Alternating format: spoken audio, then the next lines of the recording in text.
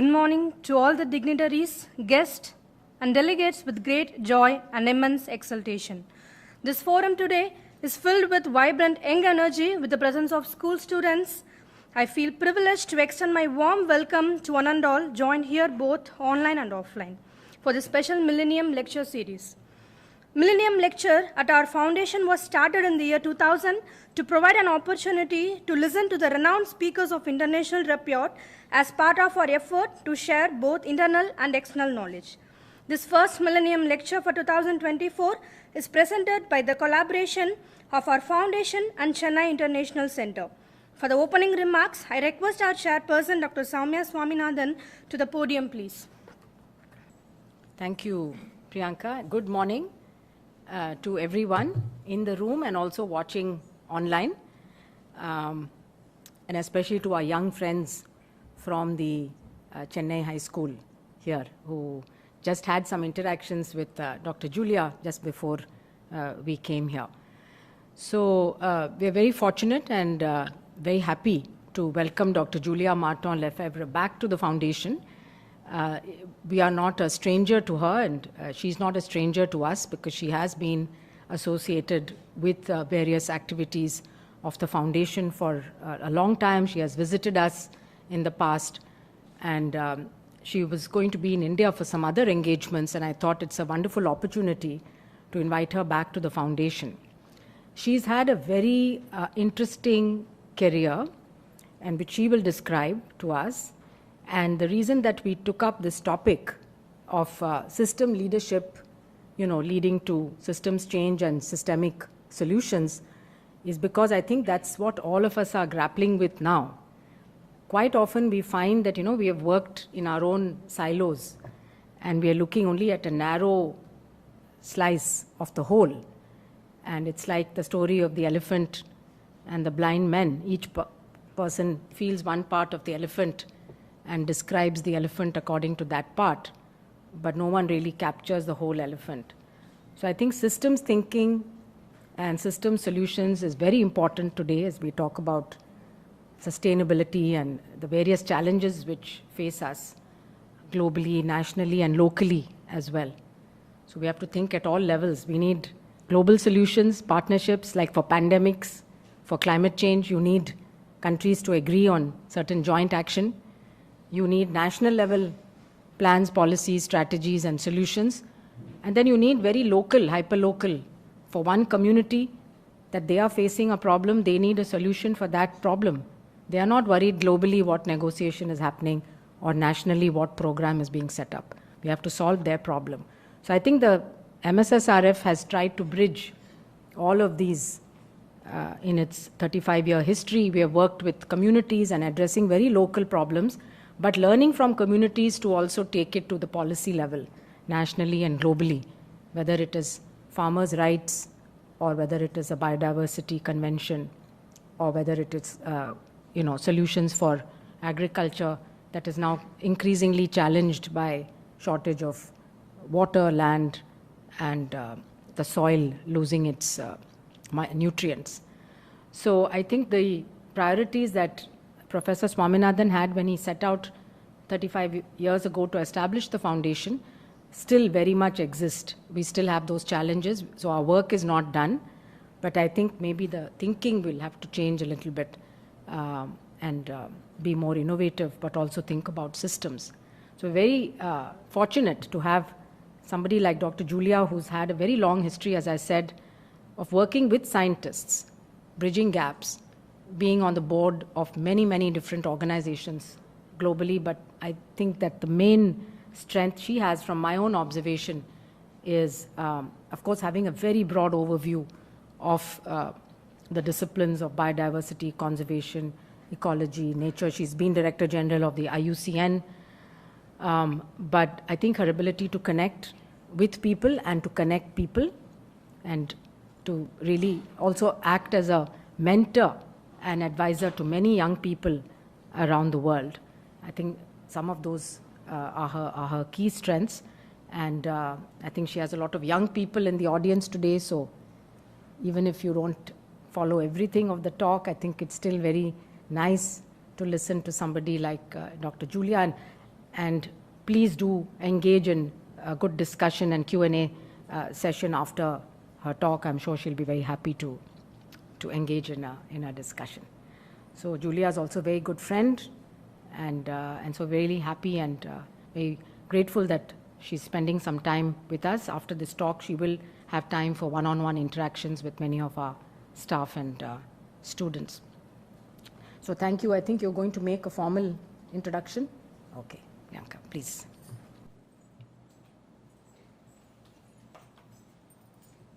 Thank you, ma'am. Though our speaker today is a global citizen and hardly needs any introduction, I'm profusely elated to take this opportunity to introduce our special speaker, Her Excellency Dr. Julia Marton-Lefèvre, the former Director General of IUCN. She's a global citizen, lived in several continents, educated in ecology, environmental planning, and history in US and in France. She has occupied front row positions in the international science, environment, and sustainable development space. Her prior positions includes Rector of University for Peace and Executive Director of Lead International and Executive Director of International Council for Science. In recognition for her work, Dr. Julia was honored with Chevalier de la Légion d'Honneur Award, the highest civilian award of France, and several other international awards for her outstanding contribution in the field of science and environment. Without further ado, I humbly welcome our esteemed speaker for the day to the podium, please. Welcome, ma'am.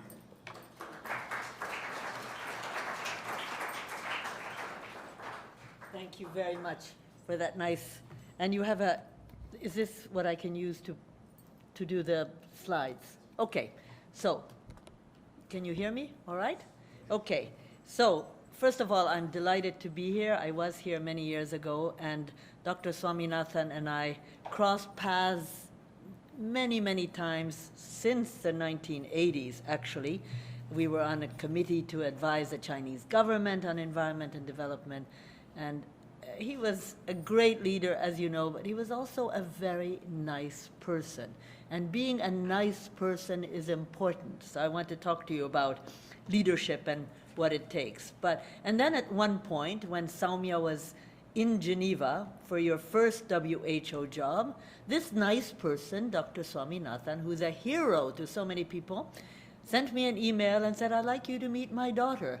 You both like being outside, hiking, bike riding, and she would come. I had this very important job, so did she, but we met as two human beings, two women who liked to do the same thing, and we became friends, and we rode bicycles around Switzerland and hiked, and that's so important, the link between people. So let me just say a few words about myself, which may be interesting for the young people. And indeed, the way Saumya presented me, I think you said I was a global citizen, that's true, but I think I could be described as a generalist, and there are no PhDs in being a generalist, as you know. But I'm a little bit like, our musician is gone, but I'm a little bit like, I learned that it was important to be like a chief conductor of an orchestra. My particular talent, which I learned when I was your age, I'm pointing at the children, was to listen to people and bring them together. I was not the best violinist. I had to hire the best violinist, or the best biodiversity expert. But the best biodiversity expert knew everything about biodiversity, but not about the big picture, which some people have to know. So I'll describe that, and I'm interested to see what you think about this. We know that the education system is thinking hard about changing a little bit. So let me just say a few words about myself. How do you grow up as a global citizen? First of all, it was politics. My parents were Hungarian intellectuals. I told the children that my mother tongue is Hungarian, an impossible language, spoken only by 10 million people, not related to anybody else. But I said I had to learn English, as they are doing, which forms bridges between us, which is so important. My parents were journalists. They were not in favor of the Communist Party. They were arrested when my sister and I were very young, like you, 8 and 9. And luckily, they were, after a year and a half, they were let out of prison. And that made me, I think, very strong and resilient. And, you know, we all have challenges in our lives, and we have to do the best with them. So then we went to the United States as refugees, as so many are trying to go today. It was a different world, and we have to fix the world of migration. Nobody wants to leave their country. Even my parents, they were Hungarians. They loved Hungarian literature, Hungarian food, but sometimes you have to go, and that's really too bad. So we went to the United States. I got a good education there. I learned English, which has been very helpful to me. Not so many international scientists can do that. So I'm grateful to that. And I was very political as a part of that generation that was absolutely against the Vietnam War. We finally forced, with all the marching on the White House, forced the White House out. Let me see if I can get one of these. Which way do I push? You can help me. And then as a part of this idealistic young American, this one, okay. This one, thank you. As a part of this idealistic young American, I joined what was called then the Peace Corps. And it was set up by President Kennedy to help developing countries. They should have explained this more honestly. It really was helping us. It was a leadership training program. I was in Thailand, and the Thai government wanted everybody to learn English, so I taught in a university. It kind of changed my life. We were also living at the same level on $20 a month, like the other Thai teachers in the university. It was perfectly comfortable. I would love to see how many Americans got discouraged with the heat, the food, the language, but I loved it, and I speak very good Thai if you ever need a Thai interpreter. It's like Chinese in a way. So that was very interesting. So the logo is there of the Peace Corps. This was my journey very quickly. Then continuing, this was after my education. I went back for graduate degrees afterwards. And then continuing my idealistic wanting to change the world philosophy, I went to work for the United Nations in the first program on environmental education. That's why you have the UNESCO logo. It was a program between two parts of the UN system, UNESCO, education, science, culture, UNEP, environment. They were competing all the time. It was a big bureaucracy, frankly, and I stayed for 4 years, and it was interesting, but it was too bureaucratic for me, which is still a problem in the UN system, which maybe you all can change. But I'm very proud of the fact that rather young, I had the courage to turn back from a big salary, no taxes, and to go to the non-governmental world. And that's when I went, and that's when I first met your father, I'm sure, Saumya. I went to what was then called the International Council of Scientific Unions, ICSU, and now it's called the International Science Council. And that is where I really grew up professionally. They hired me because I had the environmental background, but really nobody in ICSU did. We had chemists, physicists, agricultural scientists, and so on in different unions of sciences, and every single academy in the world. But everybody was in their silos. I kind of pushed them to get into the environment world, and we became the scientific advisor to the first big conference that was held in Rio de Janeiro in 1992, and I convinced my colleagues to join in that effort. But that meant they needed also to be less involved in their own sector, but to see how the sectors can contribute to sustainability. And I must say that was a challenge. But I think, very important in the leadership field, we have to have the courage. You have to be polite, but you do need to speak. So I would, for example, as we were setting up the world, the International Geosphere Biosphere Program, a study of global change, IGBP, some of you may know it. And I had the courage to say to the chemist, when he was talking to the biologist, can you try that again, because I don't understand. I could see that the biologist didn't understand either, but he didn't have the courage to say, famous chemist, famous biologist. So I could use my bridge building techniques to say, try again to explain. why we're in this together. It was very difficult to launch this interdisciplinary program on global change, but we managed by talking to each other, opening up our minds. So it was a beautiful job, really, and you know, scientific collaboration for the benefit of humanity is a mission with which I could wake up every morning, and it gave me the energy for this work. I was the first woman in this position. And finally, I could not succeed in convincing my natural science members to include the social sciences. I'm sure you have seen this. But when you think about it, if we say we're trying to save the planet, we have to remind people the planet would be just fine without us. So we are responsible to cause a lot of the problems, but also to find the solutions.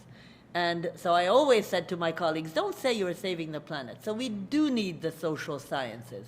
It's a complicated marriage. That's why they have the new name, International Science Council, but it's progress. I did not manage to do that, but at least I planted the seed. And then I was very lucky. I was headhunted. Nobody does that anymore, I think. We have to be, there were fewer people. I was headhunted by the Rockefeller Foundation to lead up a program called LEAD, which is there too, somewhere, LEAD. And LEAD was a program of leadership for environment and development. And the idea was to look for, it was really looking for talented people in mid-career, between 28 and 40, in different sectors of society. And this is, you can see, this is my repeated message or my leitmotif in this. So people who don't usually talk to each other or know each other, academia, NGOs, governments, the media, and business. Find people from the big so-called developing countries. I hate that term because there are many countries where I have lived which are developing also. Anyway, in the big countries, and there we had a program in India, we had a program in China, in Pakistan, in Brazil, we had a regional program in South Africa, Nigeria. I tried to get the United States involved, they didn't, but we did have a European program. And the idea was, first of all, to bring these people together to build trust and to get to know each other and to learn how to explain what's of interest to me as a business person or as an NGO, and to be able to communicate and to bring about change. And we gave also a very, very good training program on sustainability, on systems thinking, systems change. So I have this huge network of people who have now grown into senior positions. One of these lead fellows is a woman who is very likely to be the first woman president of Mexico very soon in the election. So I have this big network also in India, amazing people. I can just tell you that at a UN meeting, the head of the United Nations Development Program at that time wrote to me, he was a friend of mine, said, I can see that we had lead fellows in the audience. Usually at a UN meeting, people sit in their delegation. And he said, the Indians, in a rather vigorous way, stepped over other people, went over to the Pakistanis and gave them a hug. And then the Chinese went to the Nigerians. The Chinese people at that time didn't feel so comfortable with people with darker skin. Also a hug. That's what we wanted. And they've helped stay together. So another message, breaking out of the silos, is to build trust and build networks. So when you all finish your schooling, you will go to different places, but keep your friendships. People you can trust, you can call. That's what happened with Dr. Swaminathan and me. And that's what's happened between Saumya and me. And all those hikings that we did in Switzerland, we had serious conversations, including the beginning of COVID, which we saw in front of us. So that was a wonderful job. I loved it. You do need to, when you're in a leadership position, you do need to leave. You can't, it shouldn't be about me. It's about the organization. But I was sad to leave, but after 8 years, I decided. The other thing that I did, and it's there, the University for Peace, I realized that deep in the sustainable science, sustainability community, I had no idea about the peace and security issues. So we were so proud when in a village where we were working, we built a well. with water, which is great. But we never thought about what happens to the woman who goes several kilometers to get the water. If she's from the wrong community, whatever, can she come back alive? So that's why I accepted to do that. It's a program in Costa Rica. Can you imagine why Costa Rica? It's the one country that has no army. And so it's not built around, and it's another country which is really committed to nature-based solutions. So I did that with students from all over the world coming together, knowing each other, and working on this peace and security issues. I started an environmental security program, and this is master's and PhD, and it's still going on. So I brought in the environment. And again, networks, people who trust each other. It was a really wonderful job. And I'm always a little bit embarrassed because I left only after 2 years, but IUCN was looking for a new director general. IUCN is the International Union for Conservation of Nature, founded 75 years ago, with a very brave design, and that is that members are governments and NGOs. And that's the only organization that really has that. The International Labour Organization a little bit, but it's still UN. And so governments and NGOs together, speaking different language and having different objectives. But that was IUCN. It is known to be, people say it's the most complicated international organization, and it sort of chews up and spits out the directors general. But having had this good experience already, that didn't happen to me. I, in fact, stayed twice as long as any of my many, many male colleagues. But it is a wonderful organization, again, about biodiversity and why it's important. Coming back to the communications leadership skill, I convinced my colleagues that when they're speaking about biodiversity outside of the tight scientific organization that understands, do not be shy about talking about nature. Nature is something that everybody understands and is devoted to. And I don't know anybody in the four corners of the world that doesn't want clean water, clean air, and so on. And they accepted this, and that is very good. And I think some of you may know the term nature-based solutions, which was actually invented in my office. If I weren't such an honest person, I could say it was me, but it wasn't me. It was one of my colleagues came into my office. We were writing the 4-year program for all the members, and at least I was smart enough to say, that's brilliant. And the idea there was to start to show the link between climate, which is discussed in one part of the world, and biodiversity. That nature is not only to be pitied and cried about, it has positive solutions. We know this now, but of course we're really not built in that way. Everybody is in their own silos, and that we have to try to solve. So basically, that was my very privileged career.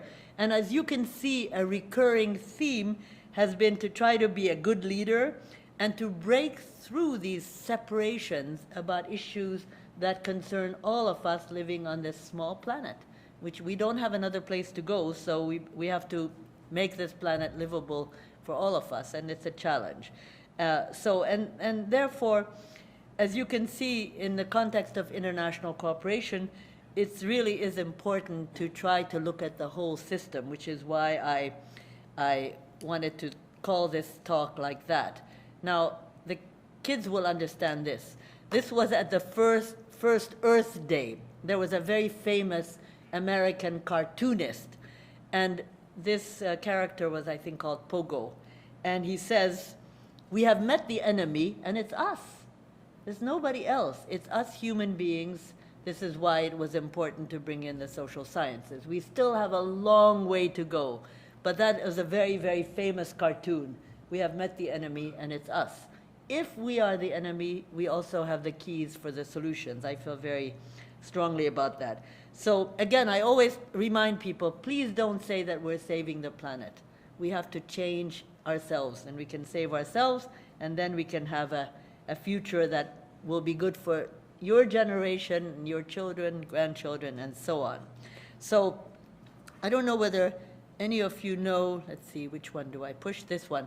Do some of you know this work done by Dr. Johan Rockström and his colleagues called the planetary boundaries, basically telling us if we don't behave in a reasonable way, we will use up the resources that we have in climate, in ocean, in ozone depletion, atmospheric things. So, you know, fresh water, of course, land system change. We are in the process, this is already last year's slide, I'm afraid, that we're in the process of going beyond what this only home for us is giving us.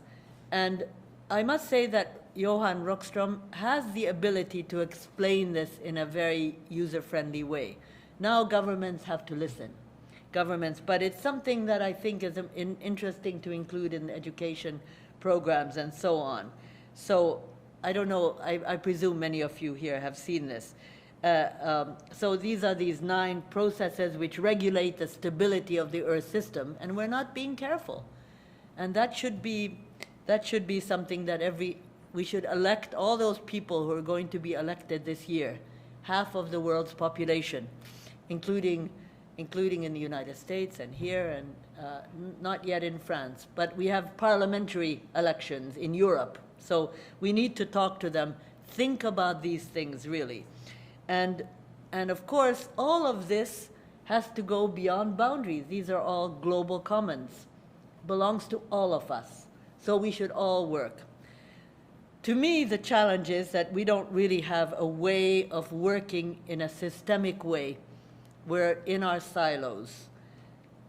So I'm not going to give you a quiz on all these acronyms, but they're all wonderful organizations that deal with these issues. IUCN, MAVA, IBES, so on. I know all those acronyms, but you don't need to.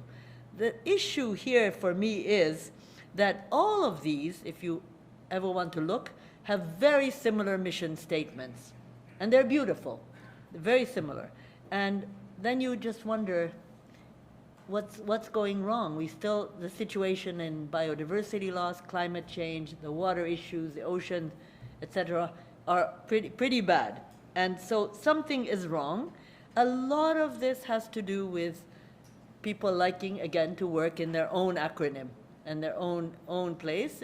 It's important, but not enough together. And maybe not enough to have some of these organizations say, we've done a job, now we will disappear. Have a couple of organizations doing it. It's a real problem. You'll tell me whether that's an issue in India. You do have a lot of acronyms in India, actually. Every time I come here, I meet people with different organizations. It's great to have those ambitions, but we need to get our act together. That's something I learned as a good English expression. We really do need to look at the global issues, and that does require systemic leadership. And I'll talk about that in a minute. You remember that in 2015, all of the countries of the world adopted these 17 SDGs, Sustainable Development Goals, and there should have been fewer of them. As head of IUCN, we really argued that the one about the terrestrial and the ocean ecosystem should be together. And of course, the communities working on ocean and working on biodiversity wanted their own castle, in a way. So it's difficult, and we're not doing too well. We're not doing too well. At least everybody knows that acronym, SDGs, or many people do. And I presume the students will too. But it is a big issue, in my view, that we have a huge amount of competition for funding and for attention in all of these acronyms that I've showed you. And in my view, let's talk about leadership. The leadership in these things and all those acronyms that I showed you is a little bit more focused on the ego of the person being in charge than the mission of that organization. I think it helped me a lot that by the time I got to IUCN, I already made my reputation. It wasn't about me, and that really helped a lot. So that's a discussion that I'd love to have with you. So now let me just quickly go to system thinking. So I think you are all familiar with what system thinking is supposed to be. And it's been a part of my message. The world is complicated. We have 8 billion people. We have 196 nations. And we have dozens and dozens of related issues. And so how can we possibly look at these issues, look at the way our education system is formed, for example, in silos in different subjects? Can we have the courage to change, not take away any of the quality? Can we have the courage to change this? So, of course, if you think about it, traditional thinking going from A to B is easier, and having one subject taught and a test in that subject, but not really thinking how that subject could provide solutions to the other one in another room. And of course, system thinking is quite complicated. But there are many people now who are working on curricula that is about that. So some examples of system thinking, of course, the transport system. I was very happy to see all that work on the metro here. I don't actually know what the word metro means. I know we use it in France for our metro. Must mean something, but because it's not only underground, it's above ground. I meant to look it up. But that's a system which has to, and things have to be connected, but it does look more like this. So the solar system, the telephone system, the Dewey Decimal System, which we all learned, weapon systems, which we know too much about, ecological systems, space systems. I think all of these things that we're working on need this different approach, which is the system thinking approach. Let me see what else I have here. Yeah, so the characteristics of a complex system. I mean, this is you all know this, and the students will learn it. But of course, it does come with the networking, multidimensional that I mentioned, and open, really, to others. So now, what I think is, let's talk just a little bit, and then I'd rather talk to you. System leadership starts, I think, with system thinking, which is among the most important skills that younger person can develop, and which goes beyond critical thinking. It's important, and system thinking is essentially not that complicated, how to connect the dots. But the way our world is organized, it's not so easy to find the time for that, and we don't get recognized. The scientists right now still get recognized because they publish papers that are read by not so many people, let's say in Nature or the equivalent in India, about their work. Now, your father, Saumya, could have continued to be an incredible scientist in plant genetic resources, which was his initial field. He was already awarded many awards, many academies elected him. He could have been a member of all the academies in the world.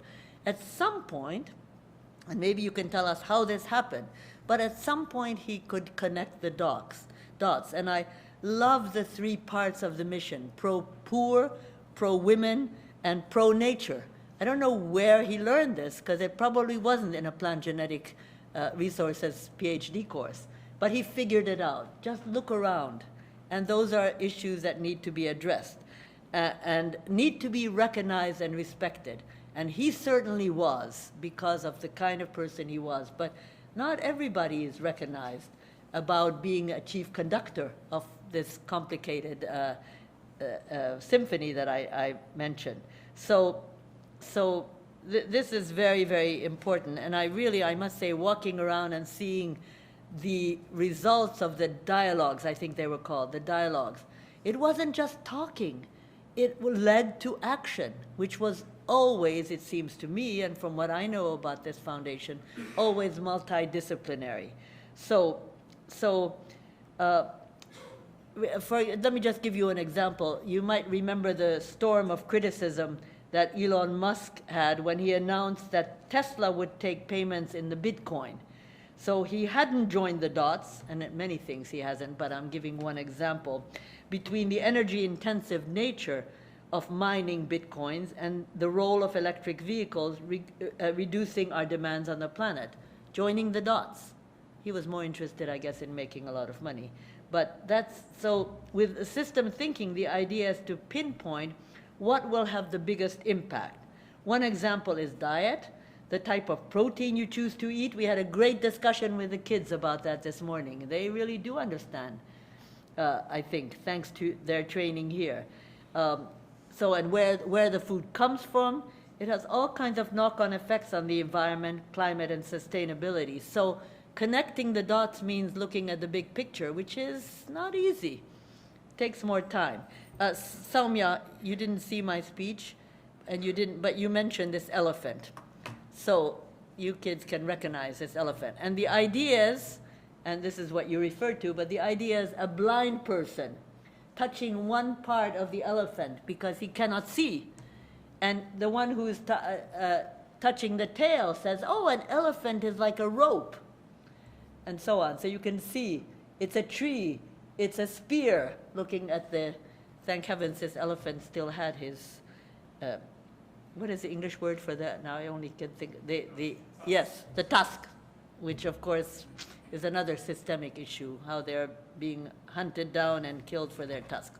So it's a tree, it's a snake, it's a wall when you touch it and it's so hard. So that's the way we were educated. But system thinking needs to see the whole thing and connect the dots. It's not easy. So let me just do an exercise for you, if you don't mind. So this is something that Dennis Meadows, who was one of the co-authors of the Limits to Growth in 1978. And so this is what he said. So if you can cross your arms, just like this, everybody, you too. Just cross it. Good. Okay? Now put it down. Cross it again, please. Okay? So what I need to do now is look to see which hand is on the top. And tell me if you put another hand on the top the second time. Raise your hands. I did not. I did not. Now try again and change hands. You have to think about it. It's amazing. Change hands. So I did it like this. I have to do it like this. So the only lesson in this is that change is difficult. And when we know what we have to do and we have to change, it is difficult, really. So you have to think about this, and if we made a mistake, we have to think about the other things that we are doing which shouldn't be done anymore, and so we just have to learn. So here's another question, a system question. So I wonder, so some of you might wonder why you're feeling so tired every day. So if you're not a system thinker, you would decide to drink more coffee to give you more energy. I am guilty of that, actually. As a system thinker, what would you do? So it's complicated. You have to list all the things that make you tired. You should do a little diagram on how drinking coffee affects your sleep. And at the end of the day, maybe say, well, maybe I shouldn't be drinking so much coffee. And that's just a simple exercise, but to connect the dots and to ask the questions. So simply now, I just want to talk just for 2 seconds more about systems leadership to bring about the system change. And I think what is missing in all that I described, and I'm not giving up on the world, we cannot do that, especially now when we really have challenges in every area. So let's talk about system leadership to bring about system change, a set of skills and capacities that any individual or an organization can use to enable and support the process at a system level. So some of us are working on this to put together the key elements, and I think that's difficult to read, but the key elements of system change and what are the kinds of things, and it's basically putting things together. That over there shows how sustainable development, which is supposed to be equally about the environment and about economics and about social improvement. How do you get those things together? Not in different departments that don't talk to each other. Let me just go on. I think this will be, well, that's the educational approaches. I'm sure you're doing it, clearly you're doing it much better here. But these are some of the, with the people I'm working with, that we're talking about what are the skills that should be encouraged. First of all, a focus not on you, but on the collective interest, how to be a team player, how to have courage to make changes, but not by yourself, as a part of a team. I feel very strongly about this, not to leave your ego outside, and actually leave the logo outside too. It's not about you. And Soumya, you're a great example for me. You already are a famous person, so it's not about you. It's about and I think all of you are doing that, I'm sure. Having empathy, having a sense of humor. We could all wake up in the morning and say it's not worth waking up because it's a tough world out there. But you obviously are committed. So you are resilient and you want to do it. I think walking the talk is very important. One of you invited me just outside for a very nice meeting in Delhi in August. And I said, you know, I really try now to fly very little. And actually, here I was invited for an event that will be in Bengaluru next week, and 3 days. And I thought, I'm only going to go if I can do meaningful things in other places. So I spent 5 days in Delhi working with organizations that I already knew. I'm here to get to know you. So it's very important, I think. So walking the talk in every way possible. I don't own a car.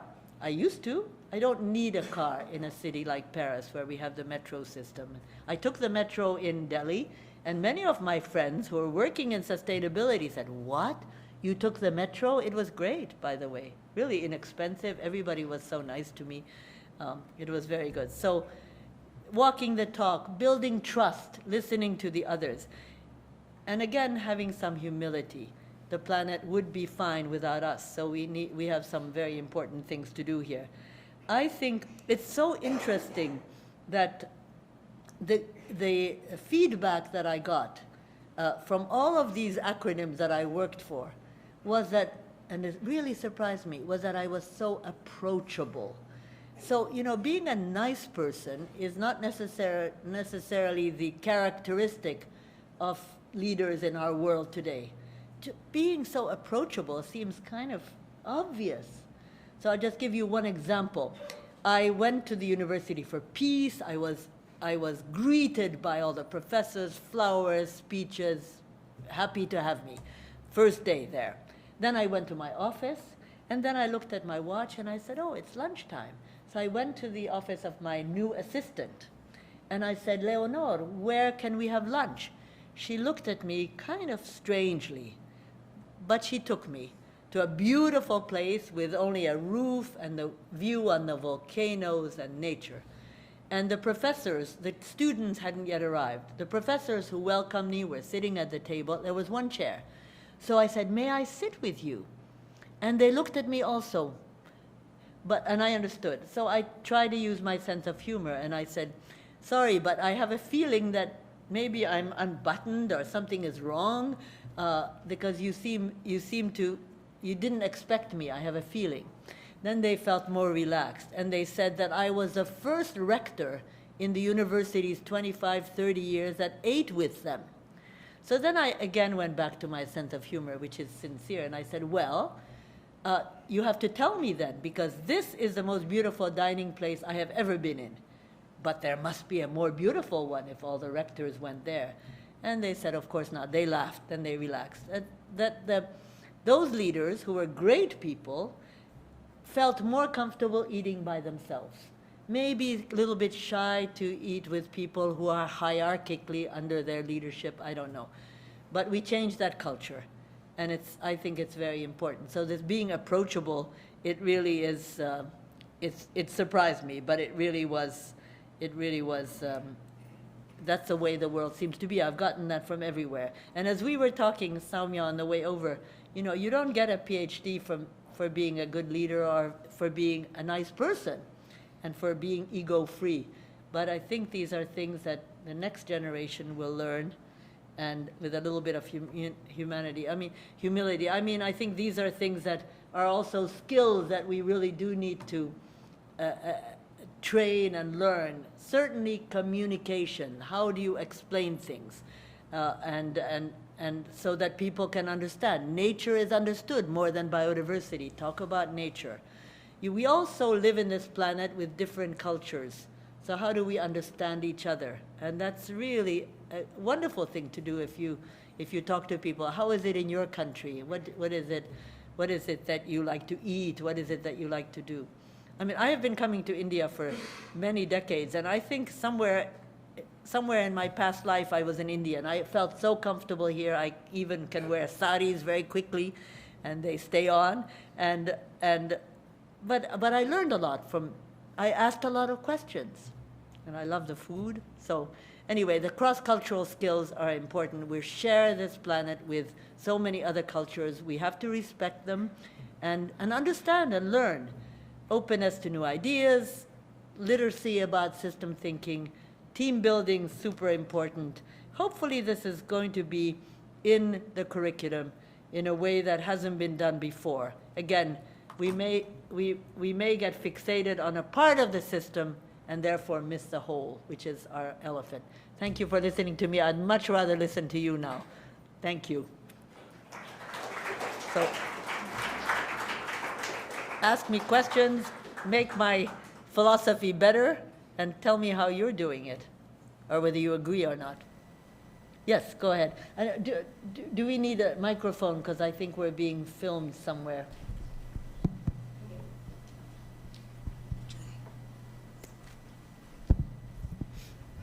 So thank you, Julia, for an excellent talk. My name is Ashwin. I'm a professor at IIT Madras. And I am guilty of spending a lot of my time writing papers that no one really reads. But you get them published. I do get them published, yes. So I have used a systems approach in some of our work. And my experience has been that a systems approach is actually very good at helping us understand the problem in terms of mapping out what the factors, influencing factors are. But it's very, very difficult in terms of helping us, or it's almost impossible to use it to help us solve the problem, because trying to figure out the relative impacts of all of these factors and how they interrelate with themselves. So it ends up being a tool that we use to sort of draw a nice picture, but not something that we really use for decision making. At least that's my experience. So given that you've been in all of these organizations, I wanted to know whether you've come across groups of people who are actually using a systems approach for decision making and action on the ground. Yeah, that's a very good question. Not too many, because the way the design of our systems is, including the universities and the recognition for excellence, writing those great papers that not so many people read. So the design is wrong. And here's where I refer to IUCN's design as being very brave in having the courage in 1948 to insist that the NGOs and the governments are in the same room. But that took courage. So I do think part of this thing should be a design process. And everybody talks about this in receptions and cocktail parties. For example, the university system has to change, that it cannot be, academics cannot only be recognized by their ability to publish in their disciplinary journals, but rather how do we find solutions. It's very complicated, but I think it does help to have the education of the young people like what we have here. I want to just say that, I didn't say that. You might ask, well, what did she do after IUCN? I decided to use my experience, having had quite a lot of, frankly speaking, not very good boards of directors in these organizations. People who really didn't care, just like to have on their card, you know, that they're a member of the board of such. And so I decided, let's see if I can do it better. And I am on a number of boards where I am pushing this system thinking. So you do need some voice there. And I think I'm a good chair for a board that you and I are on, and I listen. And again, it's not about me. And one of the things that I'm doing that's really, really, really close to my heart, and hopefully we can engage some Indian schools, and that is this new foundation that was set up only 2 years ago called the Villars Institute. You can look it up. Villars is a beautiful town in Switzerland in the Alps. And a donor bought a beautiful facility, so we have a place like this. A place is important. Where can you talk across discipline. And our whole philosophy is systems change, systems leadership. And I think the most amazing part of our mission, which we agreed together, is really work with younger people. Not just bring them out to look beautiful at the beginning of a meeting and sing a song. Almost every UN conference has that. And then you never see them again. But actually include in our work children that are between 13 and 19. And they come to us with one teacher. Very similar to these kids, so we'll talk about that. But to actually walk the talk about intergenerational collaboration. And of course, the other thing is transdisciplinary. So in a way, this foundation, which found me, corresponds absolutely with my philosophy. But if we can have more things like that happening, I think people will get it. Go ahead, sorry. Yeah, I'm Dr. Sanjeevi. I'm a professor at the Department of Medicine at Karolinska Institute in Stockholm. Ah, that's right. And I've had the privilege of visiting Semmelweis University to give a talk. Oh, you did, yes. Some years ago. Uh-huh. Not in Hungarian, though, in English. No. My Hungarian is Nobody useless. speaks Hungarian. The question that I wanted to ask is, I have been at Karolinska Institute now for 35 years. Recently, I took over a position as a rector for a university in India, which is built a little bit on a traditional values and spiritual discipline. When I wanted to implement the systems approach that we have and practice at the Karolinska Institute of Stockholm, which is known for selecting and awarding the Nobel Prize for Medicine, it's a huge challenge for me to bring that systems approach to the university in India. The challenge is their thinking, their way of working and acting is at least 50 years behind. Yes. Okay? So for me to impart the way of thinking, how to communicate, how to collaborate, and how to advance research with international collaboration, which they never had, was a huge challenge. And when you were talking about going to Costa Rica, there's a language barrier, and there are cultural practices that are completely different, and the way they do things is oceans apart from the way things are done in Europe. It's a huge challenge. How did you manage to overcome those challenges and achieve some of the goals that you wanted to achieve? Yeah, I mean, I think to begin with, that's a really good question. To begin with, select the right people. So in Costa Rica, just like in the LEAD program, we selected people who are ready for change and bring them together. So in Costa Rica, in the different housing that we had, let's say we would have an Indian woman living with a Nigerian woman. Already the two of them. By the way, the language was English. That's why I was telling these kids, that's the lingua franca, really, so let's use it. Let's not spend our time being angry at the United States and Britain for their bad behavior. It's a language. I thought maybe it would be Chinese one day, but anyway, for now it's English. So we taught in English. Some of I learned Spanish when I was there. I thought, why not? It's really important but English. So I think you have to design the programs in a way that they welcome different points of view. And we had a lot of conversations about what is it that you eat in Nigeria, and we had different days when the Nigerians cooked the meal for us, or they worked with our kitchen. So, to understand how wonderful these cultures are, it's difficult.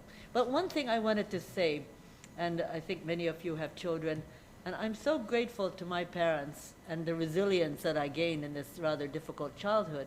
But my parents managed to always give their two daughters their feeling of confidence, that you're a good person. I never thought, for example, that they were taken away to prison because I was a bad girl. So feeling confident about yourself, so that helps you not deal with the ego all the time. That it's about the mission. And so I think that next generations will be better than we are, but it is complicated. And the way, again, the design of the whole system, very nice. I would be very willing to change it in a nice way. Thank you, all the different UN agencies. I'd be interested to see what you think about, you worked in a UN agency. but either disappear or reorganize so that you're talking to each other. Same thing with universities, same thing with schools, same thing with an old design, which maybe doesn't fit this complicated world where we're running out of time for solutions. I've taken a lot of time. No, we have some questions online. Okay. And we have Dr. C.V. Sairam from ICAR SIBA, who has written, in agricultural research, we do use principles of system approach for improving farm productivity and profitability. That's right. Dr. Sairam, would you like to make your comment or question? Yes, madam. Actually, my video is not coming, but however, my audio will be clear. Yes. Ma'am, thank you for an excellent and scintillating lecture, which thought-provoking, and definitely a system approach is very much essential, especially in applied sciences like agricultural research. In order to improve the farm productivity and profitability at micro level, in an individual farm level, we do apply system approach. Yeah. We don't see only one crop or one animal or one fishery unit or anything like that. We integrate the entire farm and study the interrelationship among them so that the entire farm productivity and profitability will be improved on a sustainable basis. That system approach is very much we are applying, madam. One more thing I want to make an humbly to all the audience, including ma'am, that now the world is moving towards advanced frontier sciences like artificial intelligence. Yeah. And I am afraid if this artificial intelligence science is focusing only on one aspect, etc., without using the applied concept of system approach, it may prove to be dangerous on the gray area of its application. It's my humble opinion, madam. Thank you. Thank you very much. Well, on the agricultural issue, Soumya and I are involved in an organization that was set up over 50 years ago with 15 research centers on the different areas of agriculture. It's called the Consultative Group on International Agricultural Research, CGIR. And they have realized that they are actually working in their own area without too much collaboration, a lot of competition. And we're trying to redesign the system. It's very difficult. It's difficult to find the kind of leaders. I think we're getting to be on the right track now, but it depends on us. So certainly what you say is the agricultural world absolutely needs it. And by the way, there is not one human being on this planet that is not interested in eating well, and eating, first of all, and eating well. So that's a topic at least that everybody is passionate about and needs it. So that's very, very important. I just think, yeah, these are, on the AI issue, it's so new and it's kind of frightening, but it also can be an amazing tool.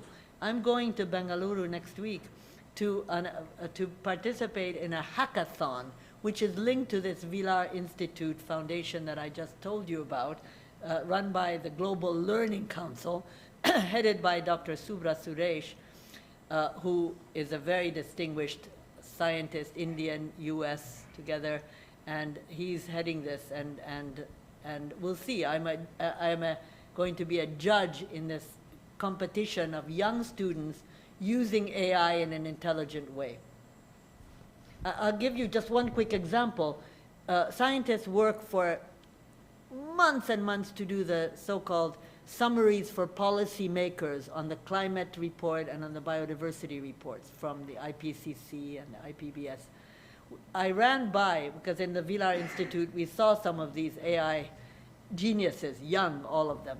I ran by, I gave one of them the 1,000 pages on biodiversity, and the AI did the summary that was probably better than what everybody was arguing about for months. So it can be used, but we have to get used to it. It's there. So maybe as we're talking about AI, Dr. Krishnan Narayanan, do you want to come in? Yeah, sure. Thank you. Wonderful speech, Julia. In fact, I'm going to be hosting you in Bengaluru next week. Okay, good. Well, so I look forward will be learning too. I look forward to meeting you and talking to you. Excellent speech. Now, in fact, I wanted to ask you a question about AI. You know, whether you're one of those people. How do you perceive, right? Do you see it with excitement, with fear, and importantly, as a leader, in an organization when you have a lot of people who are afraid of it, how do you bring in a general purpose technology like this to get to use within an organization? Yeah. Thank you. Very good question. I'm going to learn more about that when I'm with you next week. But I think, look, it's there. And it was created by a lot of very brilliant people. Many of them are very young, the ones that I've met so far in Villar. And let's understand it better, and let's use it for the benefit of humanity. So I am not against. And I saw a lot of discussion at Davos, you know, the World Economic Forum that met a few weeks ago, about this. And on the whole, the famous, powerful leaders apparently thought it wasn't scary, it just needed to be used intelligently. But I'll be smarter next week after a few days in Bangalore with you.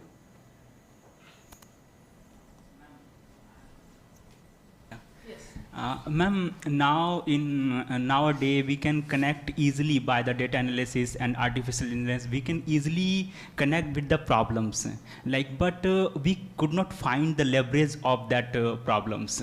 So how can, because leverage we can connect with the emotions, human working culture and geographical based things. So how can these analysis help in a leverage in that find out the solutions?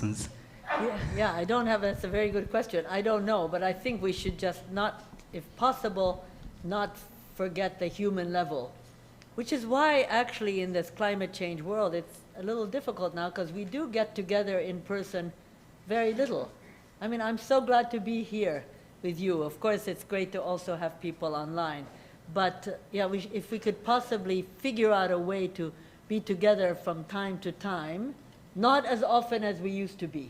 All of my boards used to meet 2 or 3 times a year, and now we just meet once or once every 2 years, and the rest is Zoom. But so if we can continue to appreciate the human level, there's nothing like sitting at a lunch together and talking maybe not only about the system that you want to change, but about each other's families, building that trust. But it's not a very good answer to your very good question. There's somebody there. Oh, sorry, yeah. Yeah. Yeah, excellent presentation, ma'am. My question is, obviously when we get a product out of system thinking, we fall in love with that. That I can say that's an end point we can always look at. It improves the user experience, etc. How do we distinguish system thinking from over-analysis so that sometimes it may lead to inaction? Is there any methodology that you apply that, or you kind of orchestrate so that system thinking does not get into over-analysis on that way it doesn't lead to inaction also? Yeah, no, that's a very good question. I think I started this when I was at the International Council for Science, when I kind of managed to convince the Nobel Prize winners who were running this organization that the environment was interesting and important. Most of them weren't really involved in that area, and that's how we set up the World Climate Research Program, Global Change Research Program, and so on, and very much started the IPCC, the Intergovernmental Panel on Climate Change. But the only way to discuss these issues is to have those scientists agree that you need to invite people from different disciplines. That didn't happen quite so naturally. And then the conversations are complicated too, because people speak in their own scientific jargon, frankly. And that's when luckily for me that I wasn't insecure, which would have taken up a lot of time. And I did have the courage to say, could you say that again? I could tell that the other person didn't get it. And then the scientists actually got into the habit and enjoyed explaining in common language. Maybe you can't use that language yet when you're publishing in a very high-level scientific journal, but there's nothing, and that's what I think is really important. I guess, you know, I used to say in a lot of these speeches that I think, especially in the science world, you need to be bilingual, and that is to speak the technical language that you're taught and which is recognized by your universities, and that's how you get promoted, and by your publications. And the other is have the courage to say the same thing simply so that other people understand. and do something about it. Thank you. Easier said than done, I think.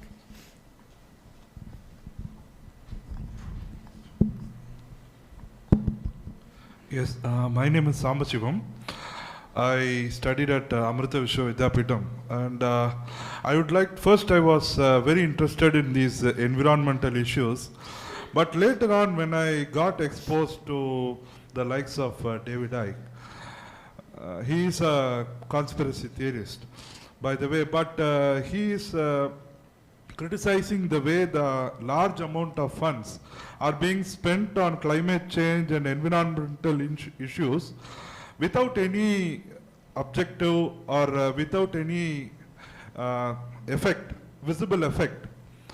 So, particularly for the greed of the people who are accumulating huge amounts of money. And I would like to know what is the objective of the money, such huge amounts of money being spent on sustainability, environmental degradation, whether those money is going there or somewhere else, is it diverted to some other people's? Yeah, no. Yeah, you know, we human beings are not, we're not born with the right ethics for sure, so we need to be fixed for sure. You're absolutely right.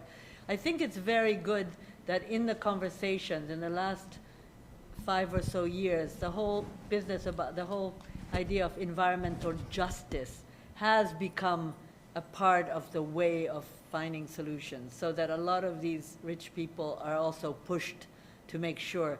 Samya, I loved when we walked around and looked at the posters, that one of the things in your father's mind was reaching the unreachable, the parts of society, I think I got it right, the part of society that is just ignored. And these issues, climate and the loss of nature, the loss of access to good health, good education, it's not only the rich people that have to be concerned, and we have to reach that unreachable. It's a real challenge, you're right. I mean, you have a choice. You can just say these rich people are terrible and we're not going to work with them, and we're just going to continue as we are, or try to convince them to use their money for good things. And there are some that are they're getting a lot of social pressure about this justice issue. It's tough. And the only thing that's really super tough is that we are running out of time on these big issues. It's not only climate. And climate did get huge, maybe too much attention, and not combined with the other issues, including poverty and so on. So we just don't know how to organize ourselves well enough for today's problems. It might have worked in the last generations, but that's why I'm so glad to see these children. Yeah, almost on a similar this thing. You know, thank you for reminding. MSSRF is one place. One of our flagship program title itself is Coastal Systems Research. Way back 35 years, we wanted to address the issues in totality rather than addressing individually. We also work on farming systems for nutrition. Many of our programs are titled as systems approach in that way. But the fundamentals are remaining the same. Yes. But the changes, for example, issues of climate change, increasing populations, and the aspirations of people are also, you know, vastly changing, and bringing a lot of dynamism as well as complexities. Under that kind of a scenario, what is your, advice? How to stay focused? Actually, my advice would be that an organization like this one, the MSSRF, should run this country, or run Asia, or run the United Nations. I mean, or at least, and you probably, that's my question to you, you probably have discovered other organizations of this type that do have a systems approach, and hopefully form a network to exchange, to understand, to see what somebody else is doing that works better. But it is really, the complexities are there, and we have to have the courage. And I know that it can be done, but it's not the old way of doing things. And we all remember about this.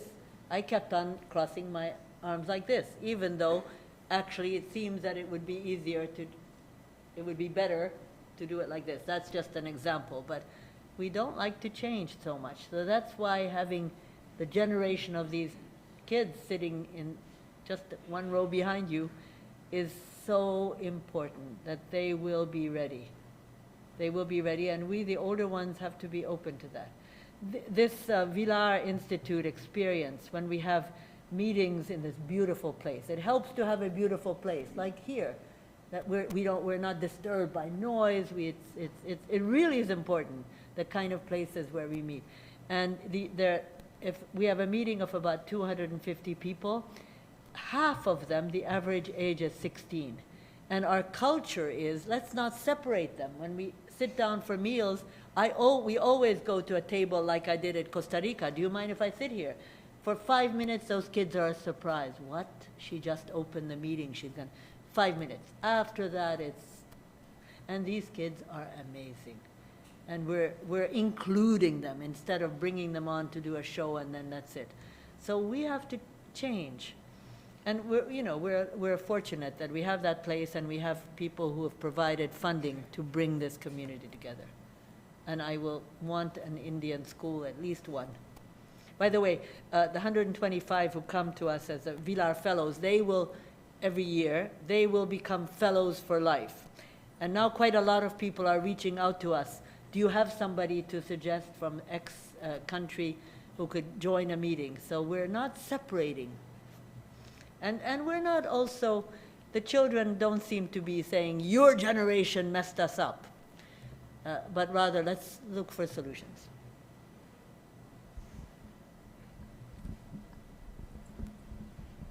Dr. Julia, good afternoon. I'm Colonel Sashida here. I'm going to take a question which is slightly tangent. Okay. Firstly, you must have heard what is called the VUCA world. We are living in a violent, uncertain, complex, and ambiguous world. For those of you who do not know, that's the acronym VUCA. And then you talked about sustainable development goals. Okay, they're both contradictory. Yeah. Second, as a military man, I would like to know, or probably seek an answer from you. We talk about environment conservation, nature conservation, but then, that's one side of the take. The other side, nowadays, it is, you have the Russian-Ukraine war, you got the Middle East war, you got a number of the, you cannot stop such things. And an activity or an operation or a military action like that puts a huge, the governments or the nations on a back seat, on a back foot. So, you're going to slip down or cascade down. Yeah. So therefore, what are the, probably the roles or what has been your past experience from advising, the heads of the government, or how well are they aware? Because this has to be driven, from my understanding, from the top. Yeah, okay? Yeah, exactly. So what is the actions have been taken? What are those countries or nations which have, possibly realized this and moved on further? Can you kindly elicit? Thank you. Yeah, really great question. First of all, remind me, I hate acronyms, but VUCA is violent, uncertain, complex, and ambiguous. Complex and ambiguous, my goodness. That's what our word is. I said volatile, ma'am, sorry. Volatile. And volatile, but it's also violent. Okay, yeah, so it really does depend on good leadership, and most of the people running those places where the most violence happening, it's really about them. They want to be reelected. You can imagine which country I'm talking about, not this one. But they want to be reelected, and so they have to continue fighting and killing people, which is terrible. So I think, first of all, talking before the violence happens, making compromises in each of the situations that we see closer to where I live, in the Gaza and Israel and in the Ukraine.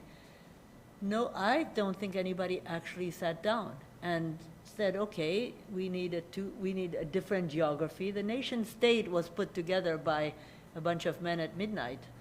There is a book about that, about the way Pakistan's map was drawn. But we do need to make compromises. We need to talk, and we need to know each other. I'm sort of hoping that the people who were fellows of the LEAD program and who are these kids who are Villar fellows are going to be in leadership positions, and they know the leader in the next country, and they have learned to talk and to trust, and it's a long process, but we don't have that.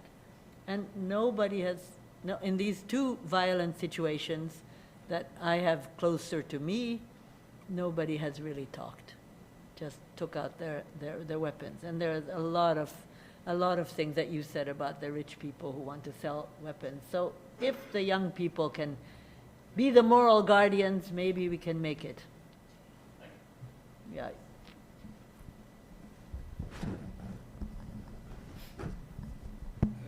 That was a very interesting conversation, I think, even more than your talk, perhaps. I think I agree. The questions and your responses were very interesting. But, you know, picking up from your response to the last question, and it also affects the other global challenges that you are referring to, climate, biodiversity, etc. Yeah. I think the problem with many of us have with systems thinking is that it flattens the world. And it flattens a very highly unequal world. Yeah. So, you know, so climate is a common responsibility, but it's also common but differentiated. So a lot of what passes, and it's my most prominent problem with Johan Rockström's work, is that he does not acknowledge you, and you made the point that it should be about people. It's not just biology. But I think that's exactly what Rockström misses. So planetary boundaries are about ecology, but they are not about people. So I think consistently in the systems approach, as we see it in these global challenges, social differentiation, economic inequalities, identity issues, you know, and discriminations of various kinds, these seem to get swept away. So I think, so as you spoke about getting the SPM done by artificial intelligence. And what artificial intelligence will do will take what is available in the literature and construct an average. But that average, that literature is dominated by knowledge production centers, which are all concentrated in the global north. And there's very little of the global south. So I would be, since I had my toe in this business for the last few years, I would be very wary of having SPMs written by artificial intelligence. So my problem is really, does systems thinking adequately capture the need to promote equity? That's the crux of the problem, I think. Yeah, by the way, my example about the AI was that it happened to be very similar to what was negotiated night and day, on the SPM, the summary for policymakers. So technically it can work, but you're right, it's all about people. And I think it's very interesting what you say about the planetary boundaries, which I doubt that Johan would agree with that, but I'm going to ask him. I see him quite often through different things. And that's very, it is about us. We met the enemy and it's us. That was that 1970 cartoon. And so we have to, look, we have 8 billion of us and we have nowhere else to go. And we have to treat each other well and understand each other, cross cultures if possible, live in different, I'm a European, but I find that I am a global citizen now. I felt comfortable living in Thailand. I felt comfortable living in, but my mind was open and respectful, and we need to do that more and more. Exchange and understand each other. And you're absolutely right. The Global South has to be heard much more. I am so pleased that finally, after 75 years, IUCN has a Director General from the Global South. And she is going to be great. So yeah, we need to do a lot more work on understanding each other, trusting each other if possible. Look, we all grew up in different climates, but I think the more we have anger about the past, and there's a lot of reason for anger, and there will be reason for anger 10 years from now as to what's going on right now. But we have to find solutions. We have to go beyond that. I teach at Yale University, where I had a fellowship after IUCN, and I found that a number of the female students were concentrating on how badly women have been treated. And I said to them, oh, that's true, but we can't keep looking back with anger. But once a woman enters a room, and I really am, my generation, there weren't so many of us, but either I'm so idealistic that I didn't notice if anybody thought I wasn't a person worth having in the room, or I think the doors were open, but it was my attitude. So basically what I'm saying is that I think we have to stop pointing fingers, understand each other better, speak each other's languages if possible, and move on. There are only 8 billion of us, and our population is going down now, and we have no other place to go. So if we can look at this planet as our only home and take care of it like we take care of our homes. It's interesting that a very interesting UK diplomat had an interesting definition of sustainable development, because sustainable development, most people don't really get it. And he said, treating the planet as if it were your home. And we do try to treat our homes with respect. Difficult. And the Vulcan, was that it? Did I get that? Yeah, the VUCA. That's a whole other conversation, but you were so right to raise it. So I think we have one or two more. We'll take Dr. Chandramouli and then Dr. Oliver King online. Okay. We talk about leadership and we talk about systems. Now very often it is the leader, a champion who takes up a cause and furthers it. But the failure is that that leader doesn't build the system which sustains the project or the initiative long after the leader or the champion is left. So do you think it's right to say that the leadership has to be taught systems thinking? Yes, absolutely. Rather than, everyone being taught systems thinking, it is the leader who has to give up his ego and build a system so that the initiative is sustainable. Yeah. No, absolutely. Absolutely. And certainly no leader should think that it's only their responsibility. Include other people and make sure that you're succeeded. For sure. I mean, but I do think that in the education system, at least, we should understand that things are related, which makes it very difficult to organize, but I do think it's important. This is about this. I mean, I sometimes have run exercises where I ask people in an audience of all ages to write down, 5 examples of admirable leaders. Very hard to, world leaders. Of course, Mahatma Gandhi always is everybody's list, and so is Nelson Mandela, but very few. And very few women for the moment, but complicated. This wasn't going to be an easy conversation with easy answers, but it's great that you are all interested. Maybe we'll take one more from Oliver. Oliver, you're online.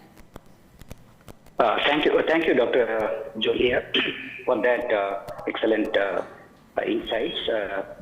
My question is about, you are talking about achieving this sustainability can be done through this system thinking and system analysis and approach towards that.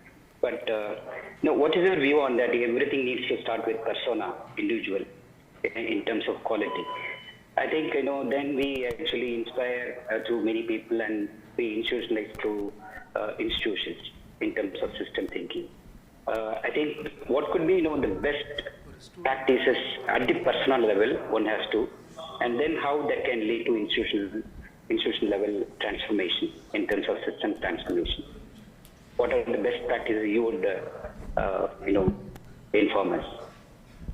Can somebody repeat the question, because I didn't quite Yeah, get it wasn't all. very clear. I think, can you open the chat? I think he has typed in something Yeah. into the chat. Oh, good, yes, because, Yeah, sorry, your voice but was not very clear, you Oliver. were clear, but I think that the technology. Yeah. So it's over there on the screen. Okay. To achieve sustainability, system thinking is needed. This essentially needs to start with the individual. Creating an ecosystem and enabling conditions for system thinking at organization is critical. Yeah. Can say the best practice to nurture this at the personal level and the organizational level. So, Oliver, you should have given this speech. You're absolutely right. Or at least you're summarizing it beautifully. Yeah, you're absolutely right. And we don't often do that. Thank you for that. By the way, I just remembered the definition. I said it wrong. Treating the earth as if you intended to stay. So, you know, we're not going to be here forever. But how many, that's a very generous and a very simple definition of sustainable development, which I have used in speeches, and people seem to get it, as if we intended to stay. One of our young students had a question. Great. Yes, please. You can ask in any language, Yes. Tamil or English. Yeah. My name is B. Saicharan. How do I come out of the mobile uses? How do I come out of mobile use? You mean you're addicted to mobile? Ooh, I don't know. Your generation knows more about that. How many Yes. hours you spend on the mobile? 2 hours. 2 hours, okay. 2 hours per day? Every day? Every day, 2 hours? Weekly once. Oh, that's not so That's bad, I okay. think. You are already a leader. You're okay, you're good. But that's a nice question.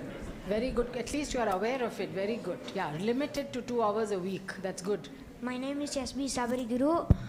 ஒரு team வந்து ஜெயிக்கணும்னா அதில் யாரோட effect ரொம்ப அதிகமாக இருக்கணும் means ஒரு இப்போ அந்த லீடரோட எஃபெக்ட் அதிகமாக இருக்கணுமா இல்லை அந்த லீடருக்கு கீழே சப்போர்ட் பண்ணுறாங்களோ அவங்களோட எஃபெக்ட் அதிகமாக இருக்கணுமா யாரோட எஃபெக்ட் அதிகமாக இருக்கணும்? He says if a team has to win, whose role is more important, the leader or the team players? Yeah, very good question. I think it has to be the team. Great. I think our problems are being solved by them. Look, I think it's both. A team needs somebody who's a leader, but it has to be a nice leader. And at the end of the day, of course, it's a team. It's a team. And you know, I spoke with them earlier, and I have some experience working with groups, and I could see that you are already a team. The way they were standing together and listening to each other in a nice way sometimes when somebody talks. The one thing I really don't like is when you are in a panel. This happens so often internationally. There is a panel, and then there is somebody who's a speaker who gets up. And at the panel, people are talking to each other, not listening. And you showed respect to each other. So that's a part of the team culture. And we have to change that other culture. Great question. Thank you. My name is R. Karthik. I'm studying in 7th standard A section, CHS Kamaraj Avenue. How did we reduce environmental wastes? Yeah, good question. Our footprint, we call it, our environmental waste, our environmental. Well, we have to understand it, that it is really bad for the planet and for your children and your parents and your friends. It's bad. We have to understand it. And those of you who are going to a course like this, please help your friends understand it. If you see them throwing something away, pick it up and tell them, this is not good. Remember, we talked about the mosquitoes this morning. So you have a responsibility, because I think all of you are already in leadership positions among your age group. And so tell them, but don't tell them like a dictator would. If you don't do this, I will put you in prison. Sit down and explain why bad environmental behavior is bad for everybody, including the person who did the bad thing. We have to talk and understand each other, trust each other, be friends, and create a planet which is going to be a nice home for us. Did we use compost for reduce environmental waste? Yes, I think so. You know, we have so much waste in food. And finally, I think India is more developed on compost. finally in Paris, where I live, big city, we have recycling, plastic, paper, cans. We have very good recycling systems in our buildings. And everybody does it now. They didn't used to. Glass, for example. But there was a problem about the food waste. You know, you eat a banana and there's a skin. What do you do with it? We threw it in the normal thing. Finally, it took a long time. Every household gets a different box and biodegradable bags to put in it. And it's amazing how quickly that fills up for me. We don't yet have the place in my building. So I have to walk 5 minutes. And very quickly my behavior changed, and my neighbors too. Everybody is seeing, oh, you're going to the same place. And that's used for compost or for bioenergy. So we need to give people the tools to help them be good citizens. But on the compost one, I've become a good citizen only very recently because I had the tools.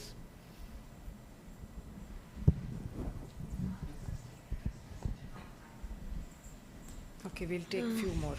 Anybody else? You've already asked, but it doesn't matter. Ask another one and then we'll finish up now. And we can continue maybe talking outside. Some people are sold unnatural fertilizer and some things. But for that, இப்போ விற்கிறவங்க தப்பு இல்லை miss அது. ஆனால் இப்போ வாங்குறாங்களே, இப்போ அது fertiliser தப்பு, ஆனால் தப்புன்னு தெரிஞ்சு வாங்குறாங்களே, அது விற்கிறவங்க தப்பா இல்லை வாங்குறவங்க தப்பா? This must have been a good question about fertilizer. They're asking the right questions now, these children. Wait, say that again. He says, we know that fertilizers are not good if they are overused. So, is it the person who's selling or the person who's buying the fertilizer who's at fault? I actually think the person who's selling and the governments who are not against it. Subsidizing. But if possible, don't buy it either. But you need an alternative. You need something else. Don't be depressed after this talk. We have a lot of things to do. I think important thing is to ask these questions. Ask the questions and then we can find the answers. So I think, sir, we have to wind up now. You have a very short question or comment? Or an answer. I would like the answers now. You have the answer to the fertilizer problem? Yes. First, I would like to add that even allopathic medicines are harmful to the human body, yet the pharmaceutical companies continue to sell them. But the issue of fertilizers can be solved by using organic methods of cultivating plants and crops, and instead of and a more careful introduction of genetically modified. Nowadays, we see the genetically modified bananas in the supermarkets. Though I don't have much knowledge about genetically modified crops, I would say that there should be some person who monitors the use of genetically modified ripening methods. Nowadays they use graphene to ripen the mangoes. It is more rampant, I observed while coming. While they are selling the mangoes, they throw the graphene packets on the ground. They are using it to ripen the mangoes and bananas. And nowadays it is, so we can use, in Tamil they say vepalai. Vepalai is good, has good anti-germ properties, and curcumin, that manjal. Manjal has good antimicrobial properties. Nowadays the antibiotics is also undergoing a rampant misuse. Yes. So the doctors have to be well aware of it, and nowadays they are selling kidneys and livers. Sir, I think we'll come back to the topic of this meeting, because there's a lot of things we could discuss which are not going well, but then we'll be here all day. So and all the points you mentioned, there's no black and white, you know. No. So all allopathic is not good, all allopathic is not bad. So one has to have wisdom to be able to differentiate. And then when we figure out what is okay, let's have some legal frameworks so that people are committed and will be punished if they don't do it.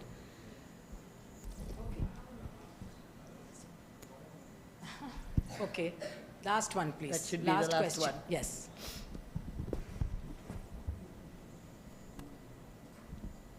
My name is Shivakumar. In the last 20 years, we are talking more about sustainability in the recent days, in the last 5-6 years.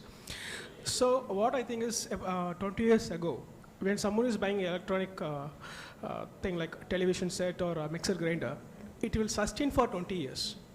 But recent days, no product is sustaining. Yeah. When the products are not sustaining, we talk more about sustainability. Nowadays, we are getting something I feel like the consumerism is leading more to creating, it's directly proportional to this sustainability issues, I think. Yeah. To be precise, consumerism directly proportional to this sustainability issues? Yeah, so the consumers have to be educated much better. You're absolutely right. That's a whole other conversation. You're absolutely right. But we need that education early at this age. Maybe creating more quality products help sustainability. That's for sure. So there are many IITians here. I think like why should not they create a television set which can last for 20 years on subscription basis? Yes. So that we can avoid this waste. Yeah. And we should show that we can be proud to have equipment that is very old and it still works well and no need to change. Thank you all very much.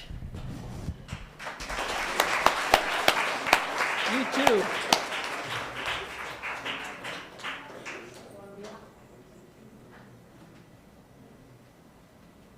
On behalf of the staff and the trustees of the MSSRF and also on behalf of the Chennai International Center that's represented by Dr. Chandramouli here today, we were co-hosting this lecture. Obviously, we should have kept 4 hours or something for the interaction because there was so much interest from all people of all ages and both online as well as in person. So I want to thank Julia for having agreed to do this lecture, which is not a typical lecture on a technical subject, but I think a topic that was so important and so relevant, I think, for everyone here, especially for young people. So I do hope that they took away some lessons from this, think about it a little bit more, and I'm sure Julia would be happy to be in touch through email with some of you if you want to keep in touch. And she has mentored thousands of young people around the world, so a few more hundreds, I think, would not be a problem.